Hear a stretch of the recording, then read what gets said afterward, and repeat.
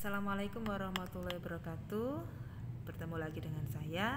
Kali ini kita akan belajar tentang embriologi pada manusia. Ya, embriologi itu merupakan suatu ilmu tentang embrio. Ya, embriologi adalah salah satu cabang ilmu pengetahuan yang mengkaji perkembangan embrio atau janin.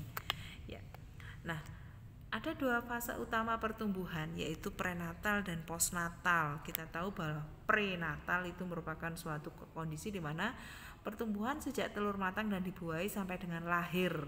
Ya, lahir menjadi seorang janin, bayi, ya. Sedangkan postnatal adalah pertumbuhan sejak dewasa, sejak lahir sampai dengan dewasa.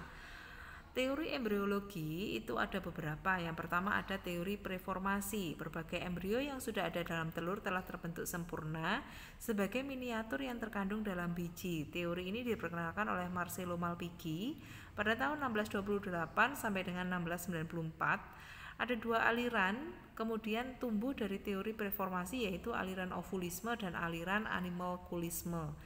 Aliran ovulisme, ovum terkandung alat-alat dalam bentuk mini, sedangkan spermatozoa itu hanya untuk merangsang pertumbuhan embrio.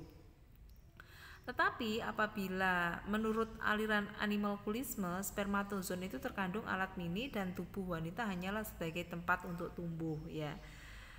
Nah, kemudian yang kedua ada teori epigenesis, yaitu teori yang menyatakan bahwa dalam telur tidak ada miniatur alat-alat. Alat itu tumbuh secara berangsur. Yang memperkenalkan teori ini adalah Caspar Fredvolk.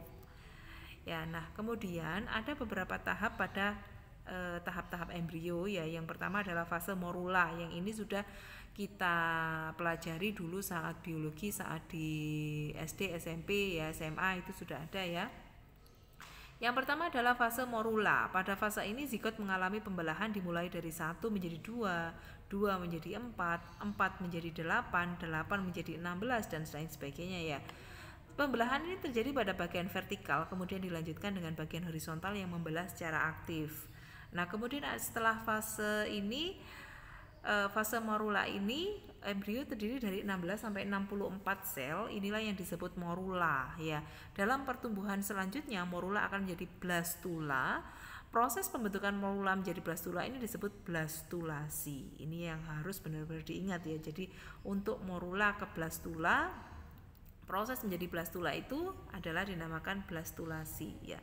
Nah, fase blastula ini kutub fungsional dan kutub vegetatif telah selesai dibentuk. Hal ini ditandai dengan bentuknya rongga di antara kedua kutub yang berisi cairan blastosol, ya. Selanjutnya fase blastula selesai dilanjutkan dengan fase gastrula. Jadi morula, blastula, gastrula, ya. Pada fase gastrula ini embrio mengalami proses diferensiasi dengan mulai menghilangkan blastosol, ya. Jadi cairannya mulai dihilangkan. Pada fase ini akan terjadi lanjutan diferensiasi sebagian endoderm menjadi bagian mesoderm. Pada akhir fase gastrula telah terbentuk bagian endoderm, mesoderm, dan ektoderm. Nah, itu bisa dilihat pada proses gastrula ini. Jadi ada blastoporus, kemudian ada mid gastrula, dan ada early gastrula. Early gastrula itu yang mulai menjadi gastrula, ya, mulai proses gastrulasinya. Diferensiasi dan organogenesis, bagian endoderm, mesoderm, dan ektoderm akan mengalami diferensiasi menjadi organ-organ, ya. Ektoderm itu menjadi epidermis, rambut, kelenjar minyak, kelenjar keringat, imil gigi, sistem syaraf, dan saraf reseptor. Itu kalau ektoderm. Kalau mesoderm menjadi tulang, jaringan otot, jaringan ikat, otot, sistem peredaran darah, sistem ekskresi, misalnya ductus deferens, dan sistem reproduksi. Kemudian endoderm menjadi jaringan epitel pencernaan, sistem pernapasan, pankreas dan hati, serta kelenjar gondok, ya. Nah, kemudian ada pertumbuhan dan perkembangan pada embrio manusia. Ingat, ya, ada pertumbuhan dan ada perkembangan. Kalau pertumbuhan itu berarti membesarnya organ-organ, ya, semakin tinggi, ya. Nah, itu pertumbuhan. Kalau perkembangan bisa jalan, bisa bicara, bisa berpikir. Nah, itu suatu perkembangan. Pertumbuhan adalah proses bertambahnya jumlah atau ukuran sel dan tidak dapat kembali ke bentuk semula atau irreversible. Dapat diukur dan dapat dinyatakan dengan angka, grafik, dan sebagainya. Perkembangan adalah proses menuju ke tingkat kedewasaan atau pematangan, tidak dapat diukur tetapi hanya dapat dinikmati, ya. Nah, kemudian ciri-ciri tumbuh kembang, perubahan dalam aspek fisik dan psikis, perubahan dalam proporsi, lenyapnya tanda-tanda yang lama, diperoleh tanda-tanda yang baru, itu merupakan suatu ciri tumbuh kembang. Apa saja faktor yang mempengaruhi tumbuh kembang? Yang pertama adalah faktor genetik atau faktor herediter. Genetik itu namanya herediter. Kemudian ada faktor lingkungan atau eksternal, ya. Kemudian ada faktor status sosial ekonomi, ya. Nah, ada faktor nutrisi, ada faktor kesehatan. Yang kesemuanya ini saling berhubungan untuk mendukung adanya tumbuh kembang yang optimal.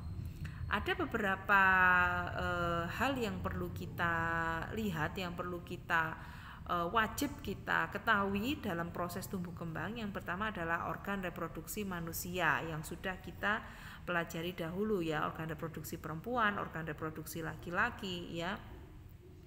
Organ reproduksi laki-laki yang pertama adalah testis, terletak di luar tubuh di dalam satu kantong yang disebut skrotum, ya, casingnya itu namanya skrotum, berfungsi sebagai tempat pembentukan sperma atau spermatogenesis. Testis juga memiliki tanggung jawab lain, yaitu membuat hormon testosteron, ya. Kemudian skrotum, kantong kulit yang melindungi testis dan berfungsi sebagai tempat bergantungnya testis. Kemudian ada vas deferens, sebuah tabung yang dibentuk dari otot, berfungsi sebagai tempat penyimpanan sperma sebelum dikeluarkan melalui penis. Kemudian ada epididymis, yaitu saluran yang kecil dari vas deferens. Epididymis ini berfungsi sebagai tempat pematangan sperma, ya.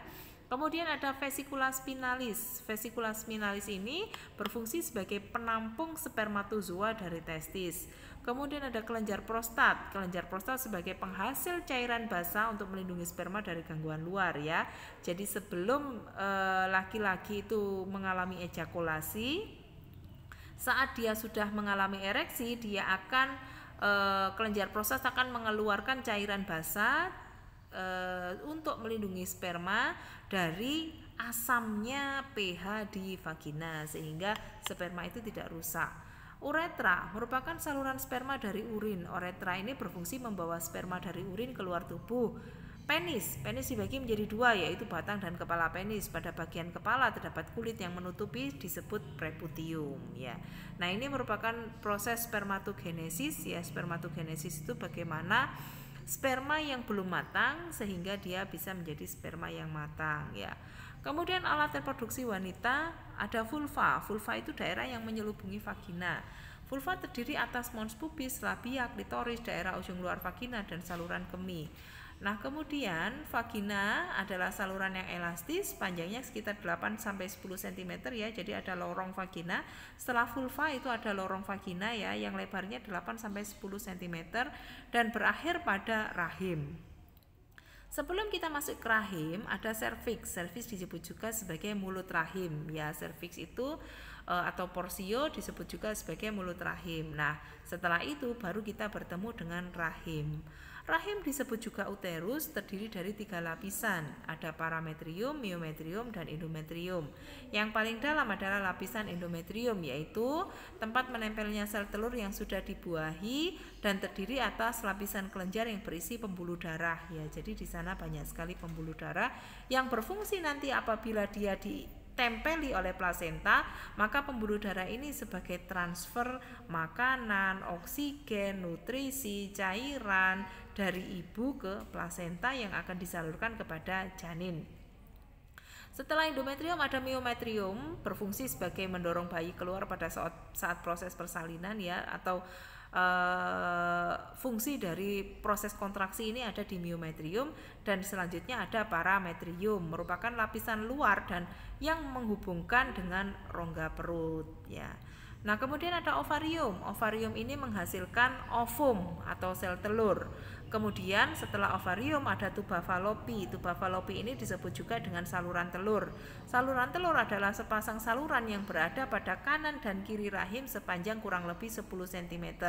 Nah, tuba falopi ini nanti yang akan di ujungnya dia ada yang namanya fimbriae. Fimbriae ini adalah alat yang menangkap sel telur sehingga bisa disalurkan ke tuba falopi.